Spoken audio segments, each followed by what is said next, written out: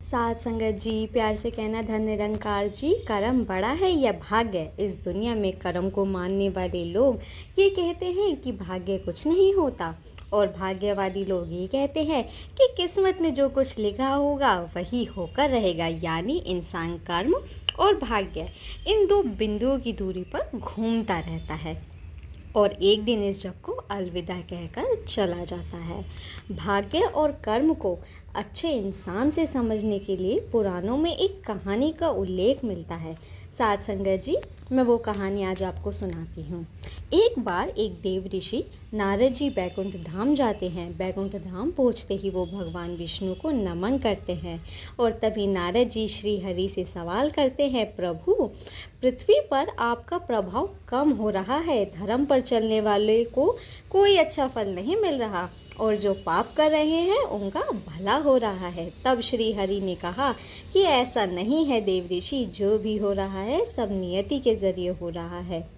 तब नारद मुनि देव ऋषि बोलते हैं, मैं तो खुद अपनी इन्हीं आंखों से देखकर आ रहा हूँ प्रभु, पापियों को अच्छा फल मिल रहा है और वो धर्म के रास्ते पर चलने वाले लोगों को बुरा फल मिल रहा है। तब भगवान श्री हरि कहते हैं, नारद कोई ऐसी घटना बताओ। तब नारद जी मुनि देव ऋषि से कहते हैं कि पृथ्वी पर कुछ देर पहले घूमते हुए जिस घटना को देखा था वो मैं आपको सुनाता हूँ।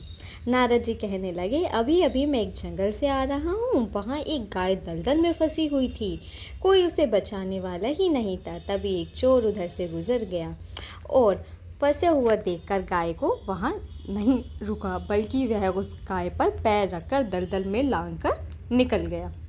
और तभी उस चोर को आगे जाकर कुछ सोने की मोहरें एक पेड़ के नीचे पड़ी मिली। फिर मैंने थोड़ी देर बाद यह देखा कि थोड़ी देर बाद वहाँ से एक वृद्ध साधु गुजरा। उसने गाय को बचाने के लिए पूरी कोशिश की और पूरे शरीर का जोर लगाकर उस गाय को बचा लिया। लेकिन मैंने ये देखा कि गाय को दलदल से निकालने के बाद वो साधु आगे गया तो एक गड्ढे में गिर के मर गया। बताइए ये कौन सा न्याय है?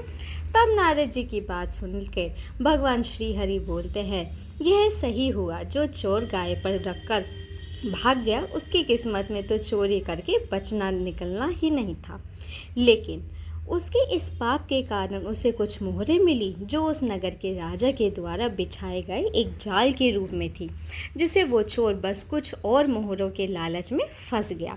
जबकि वह चोर उसी राजा के राजमहल का एक थैला भरकर अशरफिया व मोहरे चुराकर भागा था, लेकिन अब वो पकड़ा गया है और जल्द ही उस राजा वो उसे मृत्यु दंड देने वाला है।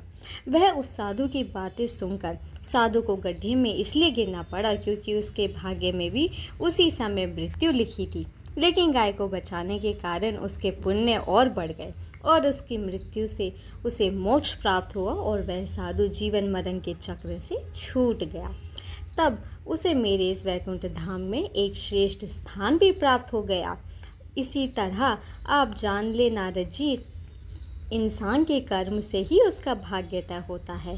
तो दोस्तों, इस बड़ी ही रोचक कहानी से साथ संगत जी हमें ये सीखने को मिलता है कि इंसान को सदा अच्छे कर्म करते रहने चाहिए। अच्छे कर्मों से अच्छा फल प्राप्त होता है और वहीं बुरे कर्मों से बुरा फल।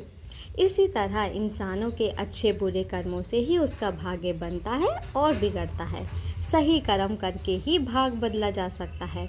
तो उम्मीद करते हैं साथ संगत जी आप इस कहानी से कुछ सीखेंगे, और अगर आपको कहानी पसंद आई हो तो वीडियो को लाइक और चैनल को सब्सक्राइब ज़रूर कीजिएगा।